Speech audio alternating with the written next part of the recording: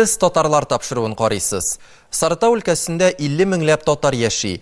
Кайчандыр Идел буенда урнашкан борынгы Үкәк каласы турында үткән тапшыруларыбызда без инде сөйләгән идек. Шөкер, милләттәшләр бүген дә милли һәм дини йолаларын онытмый. Узган атнада Сарытау өлкәсендә өр-яңа мәчет ачылды. Аллаһ йортын ачу тантанасында безнең үз хәбәрчебез Гөлия Садыкова катнашты. Сарытау өлкәсенең Бәгәнәш авылында беренче мәчет 1833 елда салына.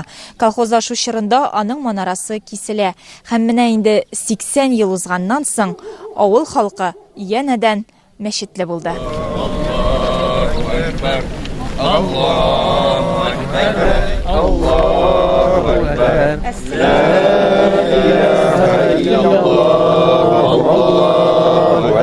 Мөхәммәд саллаллаху алейхи ва сәлям әйткән: кем фанилыкта мәчет төзи, шуңа бакыйлыкта җәннәт йорты.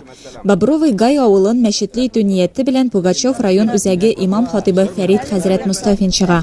Аның бу теләген